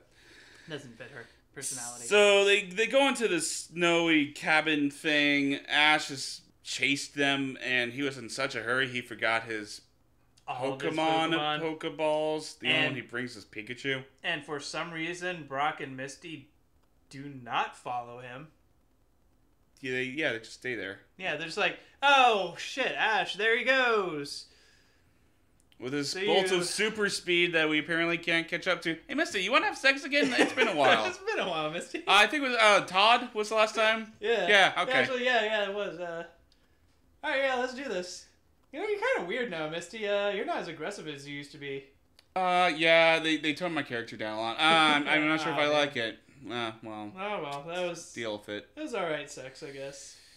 Wanna go find Ash now? He's in the... Well, it's late. Let's just sleep. Okay. Oh, okay, that's a good idea. Team Rocket is now with Chikorita in this cabin. They let Chikorita out to, like, wander around. And they present Chikorita with a contract that says that Chikorita will be a member of Team Rocket. Like, a straight-up member. And I'm still kind of on, like, Team Rocket's side. At least, like, from Chikorita's perspective, I'm like, dude, yeah, like, Ash beat the shit out of you and didn't catch you, so... Whereas Team Rocket's like, hey, man, you're going to be one of us. We think you're partnership. Good. Yeah, we're going to have a cool partnership, man. I'm like, go with Team Rocket, dude. Like, that's clearly the better choice for you. I guess the only weakness of that is that, like, if Chikorita's not actually caught, then Chikorita would still be... Meowth is free... Oh, my God. Imagine if... Ash caught me out. Ash caught me out. That would be hilarious. Excuse me. Maybe Meowth is actually Giovanni's Pokemon technically. That kind of makes sense, yeah. Yeah. Like, Giovanni went out and caught Meowth one day, but then he was like, oh shit, you talk. That's weird. Why don't you be one of my little spies or something? Yeah. I need you to spy on the Jesse and James. They're kind of weird. I don't know. Oh my god, Meowth is actually, like, really, really good at his job. But it's not to help Jesse and James, it's to spy on them. It's to spy on them and to keep them out of the rest of Team Rocket's affairs, because Justin and James kind of fuck shit up a lot. They're bad luck. So keep them away. Ash catches up to the cabin, and he's like, don't sign that, Chikorita, it's a trap. And then Chikorita's like, okay. And then just goes with Ash. Yeah. You don't know why. There was there's no reason for Chikorita and Ash to have a connection up to this point. Ash does not have a charisma score of 20. Yes. He must have rolled a d20 in his persuasion check or something. I don't get it. Like, it just doesn't make... Like, that was the big flaw of this episode. Chikorita has no reason to go with Ash. Yeah, to go with that at all. Like, there's literally no reason. Ash is just like, they're liars. And he's like, well, I guess I'll believe you. Well... Okay, I have no experience with them before this. I guess they were a little violent when they kidnapped me from the Pokemon Center. But I mean, you were pretty violent with me. You straight up attacked me. You pretty much, like you tried to flamethrower me in the face. You sent out Charizard against me, motherfucker. Like, you could have had Pikachu fight me or anything. You made me crash into a mountain. Come on. There's no reason for Ash and Chikorita to have any kind of connection up to this point. And even a little bit after this, it takes a minute. They run outside and they, like, slip and fall and they go into a big, like, snowball thing. And then they get out of the snowball. Snow falls on top of them. Team Rocket runs right by them, doesn't see them. And then Ash is like, ha ha ha ha ha, we're cool. And then they get into the cave and they're like, all right, here's a cave, man. Before they get to the cave, Chikorita runs away for some reason. Okay, that's it. And then Ash is like looking for Chikorita. Yeah, after being in the cave for a minute. Okay, so this is after the cave. Yeah, okay. And then he's like, oh, wait. I kind of want Chikorita back, man. Oh, so then they go back into the cave. Okay. Yeah. So then he goes out, and he looks for Chikorita without bringing Pikachu with him. I didn't understand that. Like, he says, in case Brock and Misty catch up and they see you, you can lead them to me? Okay, now I don't get it. You're in a cave. Like, how are they going to find you in this cave? Like, he's 11. The best defense we've had for Ash doing anything in a long time. He's 11. He's not all there yet. No, he's not. And he was raised by Delia. He was raised by Delia, who clearly smoked Stantler bone. So Ash goes out by himself, is looking desperately for Chikorita. He sees two Nidorans cuddling for some reason. Yeah, I don't know. What that have to do with anything? Okay, so he leaves that alone. Then he's like, an avalanche! And then he crashes down. I didn't understand what was happening like for a second. 10 I expected it to be a cutaway to like the mountain, like part of the mountaintop sliding off, and like an avalanche, like hurtling towards him. But no, he just falls down like a tiny cliff into like a dry creek or something. And on his head into a pile of rocks. So yeah, like, he could have been damaged. Dead. Yeah, or at least concussed. So then he sees Chikorita, and it's all like afraid and lonely. So he's like, "Oh, hey, Chikorita," and then he grabs the Chikorita again. Except he has a spare Pokeball. He has it because he did the Team Rocket anthem. Yeah, we saw that earlier. He has a spare Pokeball. Fucking use it, motherfucker. Like, it's gonna be good for Chikorita to be in there. Gets back to the cave. He puts Pikachu and Chikorita under his jacket, keep them warm with his body heat. And this fire is like the smallest fucking fire I've ever seen in anything. To be fair, it's impressive that he made a fire with presumably only rocks and Pikachu to help him light one in the first place. And these twigs. The only 2 dry twigs he managed to find anywhere. In the real world, he would die. So they spend the night there. Snow covered the hole, and Ash just breaks out of the hole. Yeah. But then immediately, Team Rocket finds them again.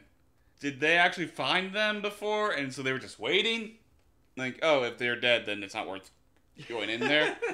I don't remember how they get rid of Team Rocket. I'm going to be straight up with you. Chikorita and Pikachu team up. Because, like, they made a snowball throwing machine, because that's how Ash dealt with Team Rocket before. That's right. Yes, that's right. And so Chikorita razor leafs the snowballs, and Pikachu zaps them. Does the usual and thing. then they fly off like rockets. And Misty and crew find Ash. And then he's like, all right, cool. And they go back to the Pokemon Center. Ash is waving goodbye to Nurse Joy and Chikorita. And we're like Ash! pulling our hair out. Ash! Come on, man. This is not a baby Chikorita looking for its family. It is a wild Chikorita that you actively wanted, and you have no reason to not let catch. And it wants you, man. For whatever reason, the damn thing likes you. Like, I don't know what you did to it overnight. Fucked it. I mean, dude, it's really close to Ash's crotch when it's like cuddling with it and made me a little uncomfortable. I'm just like, do we have to see Ash's dick like right there? So Ash never actually throws a Pokeball at it. No. I don't know if like that's like it takes more money to animate that or something, but they do that a lot. They do not like Pokeballs. They don't like Pokeballs. I don't know what it is. They just don't like Pokeballs. I wanted so much for Brock to just like take out a Pokeball, like casually, while they're talking, and like he just tosses it at Chikorita, and then he says, "Oh hey, we're even." You have Charizard. I have Chikorita. How many episodes? How many Voltorbs do you give this episode? I gave this 2. So did I. Because I didn't have that emotional. I didn't have that emotional connection No. that I had in the last episode. No, the last episode was the best of this entire batch. It was. Which is kind of sad. How come when I first said that, right after we watched this episode, you cringed at that? Because I felt at the time I was remembering Flower Powers like Being better. Yeah, I remembered more jokes landing in that one, but when we went back and talked about it, like it just did not hold up. Okay. So I had at least originally given that 2.5. Ooh. No. Down to 2.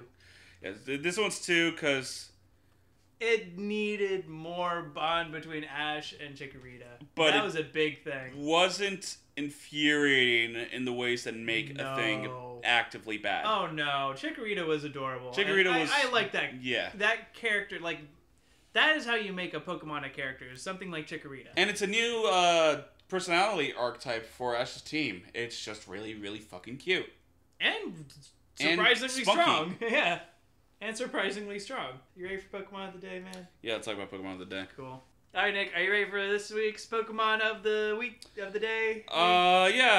Number. We call it I'm something gonna different pick, every time? I'm gonna pick 103. Nope, too bad, because guess what? It's predetermined. It is Typhlosion. Oh, shit, yeah. Yeah. Yeah, Typhlosion. Typhlosion time. Typhlosion time. So, Typhlosion... God, I love the Generation 2 starters. I know like they haven't aged well because they're very kind of one thing. Like they're very one thing. Well, because they're epitomes of their type is what they are. They are. For Alligator, you got the bulky water. Yeah. Typhlosion is a glass cannon, and Meganium is a fucking wall. Yes, exactly. They are what they are. I like them. I would always rotate them pretty evenly when I did Generation 2. I just fucking love Totodile, so I always pick Totodile. But Cyndaquil, I do have the occasional, okay, I'll do a run with you. Yeah. Chikorita never, though. I'm sorry to hear that. No. It has the same base stats as Charizard, right? Yeah, the exact same ones. Yep. Which is interesting because you don't really see them as Pokemon that would have the same base stats.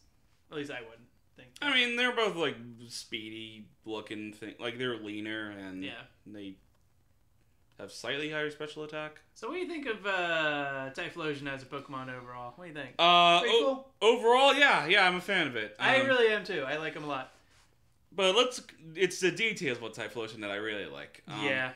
I really like how Johto is all about purity. Yeah. Like the spirit with all the starter types being pure type, and like Typhlosion's the first mammal starter. And that's true. Mammals, I think, if spirits are a thing, mammals are the ones with the most developed spirit. Uh-huh. Reptiles are more scientific and cold and calculating and shit. Mammals are like feeling warm. They connect. They're warm-blooded. That's very in-depth there. Yeah, a little bit. Though it is the weakest in terms of presenting the Chinese zodiac theory for the fire starters. Oh, because it's not really like a rat. It's not really a rat. It's more like a large rodent. Yeah. What is Typhlosion specifically based on? A badger? A badger, right? Yeah, I think so. But Cyndaquil is straight up a fire mouse. Yeah. Appearance of this Pokemon is mainly based on the honey badger. Also has reminiscence of weasels and wolverines. Basically giant rodent things. Yeah. Giant rodent things. He's pretty cool, though. It's a little unimpressive looking when it doesn't have the fire mane. Yeah. Because it looks just like a cylinder. Yeah. But with the fire mane, it's like, okay, now you're cool looking. Yeah, exactly. Like if it had like a mane of fire or like a fire mohawk, like Quilladin looks sweet because it has that little, or Quilava. Quilladin is the middle form for Chestnut. That's funny. Two middle forms that have Quill. Yeah, right. Quilava is cool looking because it has that little mohawk thing. Mm-hmm. Granted, it also retreats back into its head when it's on angry, but most of its art has a fire. I almost always see a special attacking Typhlosion. Mine is a special attacking Typhlosion. So is mine. I want to raise a physical attacking one, though, because its physical move pool is a little bit more interesting than special one. Flame Wheel used to be an exclusive move for it, didn't it? Yeah. And that's still a good move, or at least a usable move. It's still a usable move.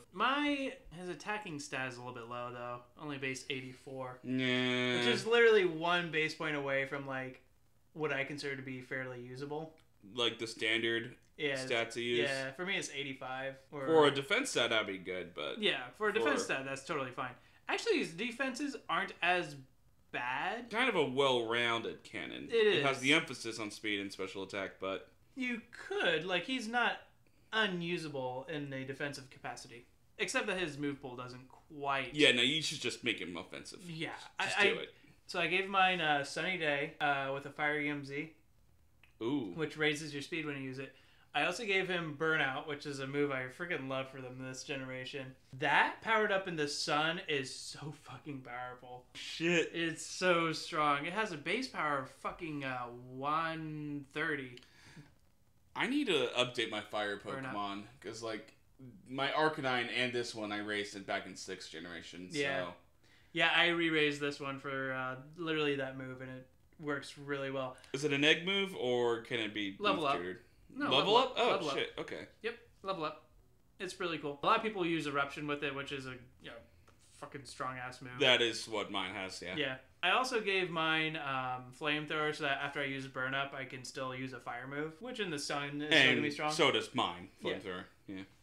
And my last slot, I usually alternate between Extrasensory and Solar Beam. So, yeah, mine is Focus Blast, Flamethrower, Extrasensory, Eruption. Yeah, that so pretty much the same thing. It makes without sense. The sun boost. Yeah. The sun boost helps it a lot because then it can really outspeed things. Does yours have flash fire? No, mine has the standard. The blaze? Yeah. Mine has flash fire. Birdup also was the Firium Z burn up anyway is very fucking strong. It's like over 200 base power. It's so powerful. What's the fire move? Fire move called Supernova. No, it's like Inferno Overdrive. Inferno Overdrive. It's so strong. I really do want to raise a physical attacking one though. I know it's not as viable as special attacker. What? Earthquake, Flame Wheel, and well, how about Flame Charge? That'd be pretty cool. Get speed up with a Flame Charge, and then give him like he gets Steel moves, which is cool. What steel moves does he have? He gets Iron Tail and Gyro Ball. What's tail? It's a little tail. Where? See, look at that. That's a little tail. That's a tuft of hair. That is a tail, and you know it. Hold on, I'm pulling up its Pokedex. You know what? So he's swinging his dick around. That's what's. I mean, that's what Alakazam does. Right. Damn it! It's not in the Pokedex. Fuck. Also gets Throat Chop and Thunder Punch and Wild Charge, all of which are super interesting for a Pokemon that otherwise, that for special moves, doesn't get those types. I mean, it's a Badger. That makes sense. Yeah. Badgers don't give a fuck. Right? What rating did I give? Oh, wait. Let's talk about its pre-evolutions first, though, a little bit. Okay, yeah. Fucking adorable. Goddamn. Adorable. Adorable is all shit, man. I love. Well, Cyndaquil specifically is adorable as all hell. All shit. And then its face is like a little punk. Yeah. Like it's trying to. I'm not adorable. I don't know what you're talking about. But it's not a badass though. That's what Typhlosion is. Yep. It has one of those like perfect like starter form to final form like sequences. Typhlosion has a rebel phase. Yeah. So it's kind of like Wartortle in that way. Cyndaquil's just a cute little kid. Then it's a punk teen, and then that punk teen became a drug lord, and it's a badass now.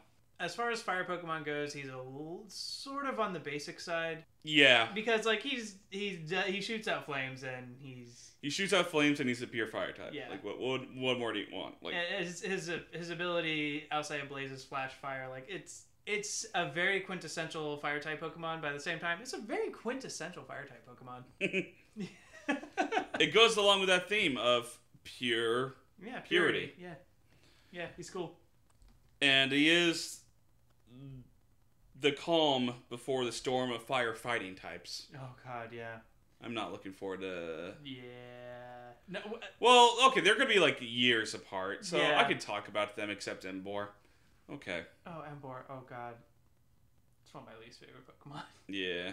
So I found out 2 of your hated Pokemon today. You did. Congratulations. What Nice. were they? Gyarados and Embor. Yep. There's only like maybe 5 more Oh wow. tops.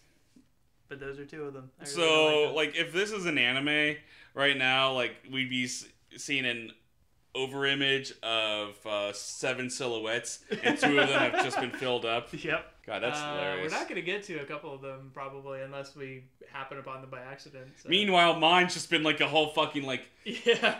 the League of Supervillains, and like they're all revealed already. Like, fuck you. Have we done any of your like most hated Pokemon that has there been any that we haven't talked about yet? Illumise Doesn't really count. doesn't really count because we did Fullbeat already. Yeah. There's not many left. There can't be many left. I think we might have done the top 3. I'm pretty sure we did because you said Bastiodon and Robotis were both in the top 3, and I think we did. And is Volbeat in your top 3 as well? Volbeat's at least in the top 5. Since we have not yet got to the first gym of this... Oh, shit, yeah, we're like 15 episodes in. Yeah. Which first gym leader, out of all the first gym leaders in all the generations... I like this. ...gave you the most trouble the first time you played? And which one was the easiest? Brock was the hardest, because my first ever game was Pokemon Yellow. So I think the first time I ever challenged him, I blacked out, because Pikachu couldn't do shit. Then I had to raise a Caterpie to a Butterfree, and it learned Confusion. I'm like, oh, that's cool. Oh, shit, it does a lot of damage. Okay. So Butterfree was like my main Pokemon until my whole party was wiped out in Diglett Cave, and then I'm like, oh, maybe I should raise my other Pokemon. Oh, shit, Butterfree's really weak. Okay, well. That's pretty much how that goes. Yeah. So which one's the easiest then? Let's see. Falconer was pretty fucking fucking easy, but let's... Faulkner's pretty easy. That's where my heart is telling me. My heart is saying Faulkner. The third and fourth were both rock types, right? Yeah. And they kind of run together. They run together, and you kind of encounter them a little later than you do in the first two. So your Pokemon's probably evolved by that point. Yeah. So they're pretty easy. The fifth generation... Fifth generation is the one... They're very early. Yeah. And they have a type advantage against you. Yeah. So they are not the easiest. Is it, do they both do the opposite? The whatever type it is the opposite of your starter that you chose. Fifth gen does, yeah. Yeah, is that for both? No. Oh, the original I know did that. The black and white 2 are normal. So thank you. I completely forgot about that. And he was like, it was forever till you battled him. That was. Like. I feel like that's right. Sharon took forever to battle. I want to go back and do the 5th gen games. They were fun. 6th gen was the bug lady, and I beat her my very first try without even breaking a sweat. I do remember that, so I'm gonna vote her as my easiest out of all the generations. Faulkner was also pretty easy, but if you started with Chikorita, it was a little bit more difficult. So I will say that. How do you count 7th generation? Is it Elima, Gumshoe / Eradicate? I would say the Gumshoes, yeah. / Eradicate is the first one. Okay, then the Johto Pokemon are actually kind of hard. They can be. It would always fluctuate. I did Sun and Moon, and it would fluctuate. Like, sometimes a Totem Pokemon would give me a lot of trouble. Sometimes they wouldn't. And it kind of depended. On what your team was? Yeah, on what my team was and what their strengths were. I'm going to go ahead and say hardest was Brock the first time I battled him. And then after that, I knew I had Squirrel, so he was fucking easy. Easiest, I'm going to say Faulkner. I'll give you Faulkner. I'm going to say, who did I just say easiest was? Oh, the Bug Girl. Bug Girl. In 6th generation, whatever his or her name was. It was a girl. She was a photographer. She was a photographer. Whatever her name was, she was the easiest, is going to be my vote. Hardest? I'm going to go with the 5th gen, the first iteration of the 5th gen games. Because he actually had to raise another Pokemon in order to handle their monkey. Yeah, exactly. Because they had a type advantage. Yeah. It was bullshit. They wimped out by doing 3 different types in one gym, but I'm going to say that was the hard. Consistently, especially. Yeah. Okay. I'll give you that. Oh, consistently? Ooh, shit. Hold on. 7th hardest consistently. Yeah. And then... Although I just had a Torracat and a new double kick, so I kicked their ass. Oh, wow. The last time when I played Ultra Sun. So not them. 5th gen. And then first iteration. Easiest consistently. Probably Rourke. Because all of your Pokemon... Yeah, because all of your Pokemon will have a type advantage. Yeah. By the time you battle him. And I'm sure Ash won't have as easy of a time. See, that was a smart final segment, because now we got 7 more. I'm kidding. I'm willing to do 1st and 8th. Yeah. And then maybe Champions as well. We can talk about Champions as well. Maybe. Champions easy. Cool. 1st, 8th, Elite 4, Champions. Alright, got anything else for this podcast, Nick? Nah, that's it. We've become really good friends in a really short time. But I know that you just want to, hang out in this pointless little facade, and you don't want to listen to this podcast anymore. And that's fine. We'll just go off on our own. Goodbye forever. Oh, wait, you want to listen to us? Great! Like and subscribe. Because Ash will walk away from a Chikorita that obviously wants him. And then act all surprised. And then I'll act all surprised, yeah. There's the connection. Bye!